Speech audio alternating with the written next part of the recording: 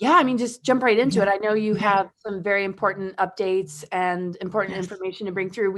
I think you and I were one-on-one. We did what was it, blue versus red, or?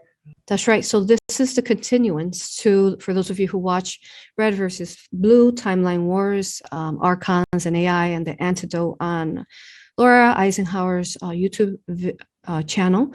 It had reached, I believe, over 55,000 views and over 2,000 comments.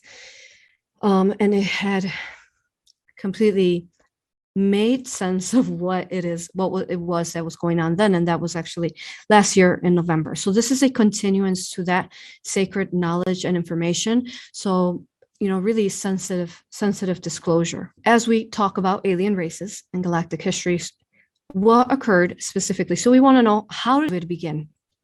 How did it begin on Earth? So we are going to go through that history and how it actually came forth, and then also in the universe and other universes. Now, what happened was in the 1940s, there was we'll call it an invasion of aliens. What happened was that there was a ship that landed in the most populated area, okay? But before that, let's go into how it was that they were able to land and what they are. They're clones. They're artificial intelligent clones, and I'll go into explaining what that means. So before they landed, what they do is from another dimension, another realm, not from our dimension, they have negative technology. Or the negative technology is beyond what we even understand that is capable here.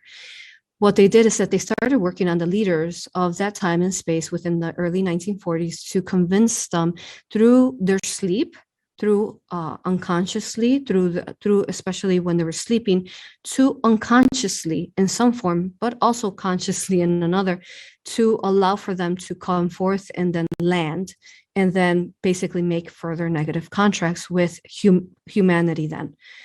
So that's how they were able to enter, and they entered in through some of the dark portals that were available to negative aliens, especially back then.